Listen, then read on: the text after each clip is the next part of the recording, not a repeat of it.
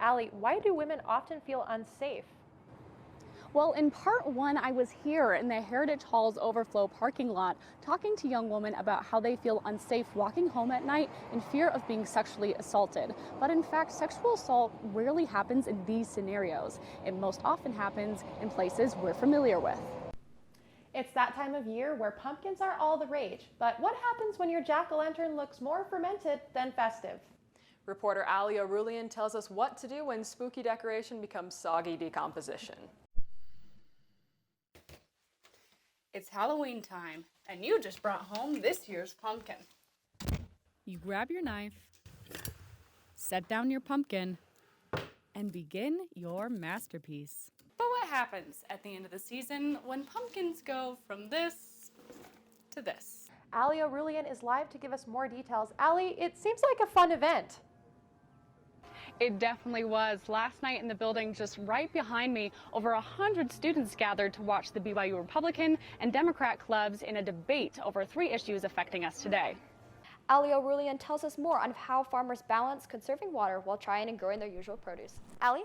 With different crops having different water needs, Utah's drought may seem like a maze to figure out, but farmers have been getting creative of how they cultivate their crops. I'm here at Rainbow Collective's first back-to-school event where students, faculty, and everyone in the Provo community are all welcome to participate in a day full of LGBTQ-friendly activities. Woo! If you are a victim of sexual assault and would like help, Title IX and Lisa Levitt are located in the Wilk. Reporting live in Provo, I'm Allie O'Rulian. Thanks, Allie. Reporting live at Brigham Young University in Provo, I'm Allie O'Rulian. Back to you. Thanks, Allie. Reporting in Orem for Universe Live, I'm Allie O'Rulian. Reporting live in Provo, I'm Allie O'Rulian. Back to you guys. Reporting for Universe Live, I'm Allie O'Rulian. Reporting for Universe Live, I'm Allie O'Rulian. Have you ever felt nervous walking home at night? BYU's SAFEWALK app offers some security by having BYU police track the user's location when in use.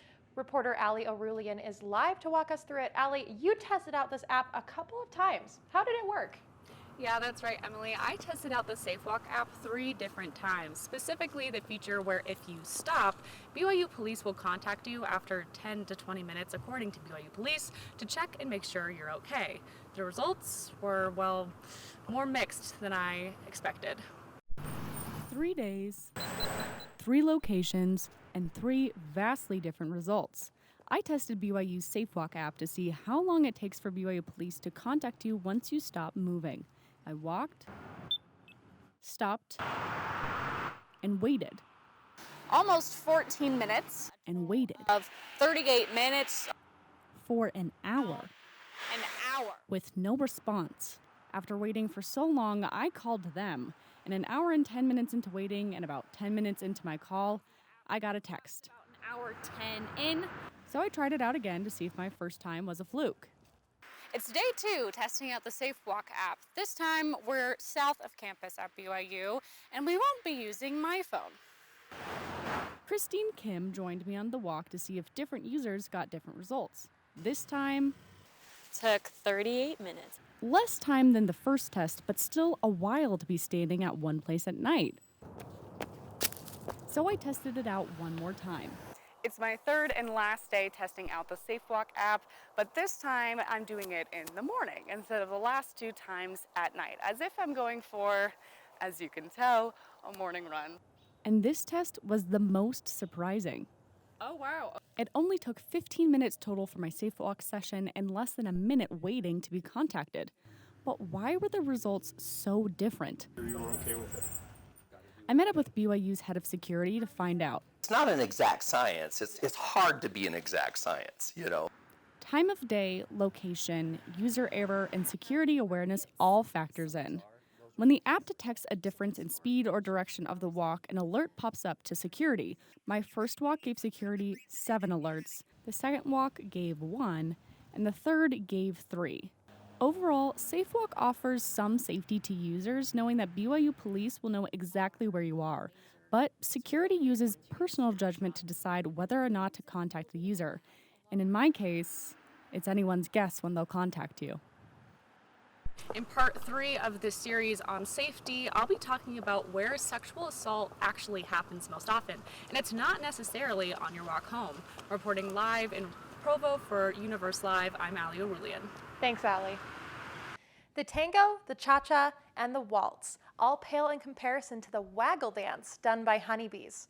Reporter Allie O'Rulian met up with computer science students studying the dance to create technology that translates it. Allie?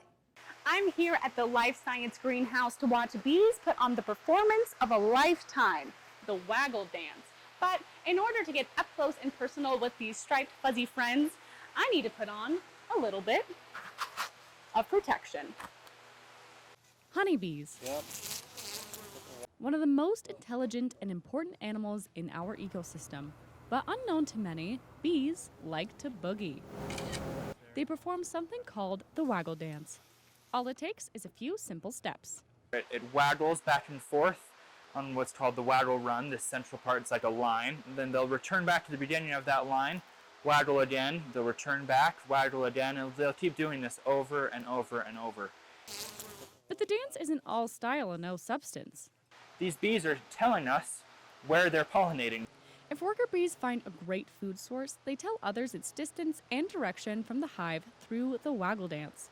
The longer they wiggle, the further the distance.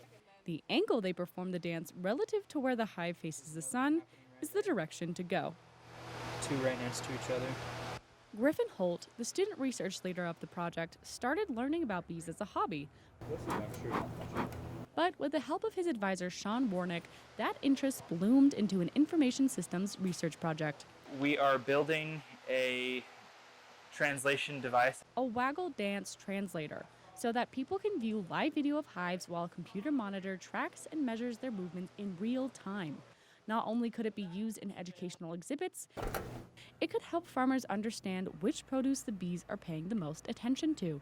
Then the bees act as sort of like a bioindicator of the health of that environment. But with temperatures dropping, bees aren't pollinating as much, so the research may need to hibernate till the weather warms up. This first part might be an exercise in can we actually not kill the bees? And so far, the bees are getting all the care they need. Want to see the dance in person? The greenhouse is open weekdays from 8 a.m. to 11 a.m. to the public, and the hive is located in the experiential learning room. Reporting for Universe Live, I'm Allie O'Rulian.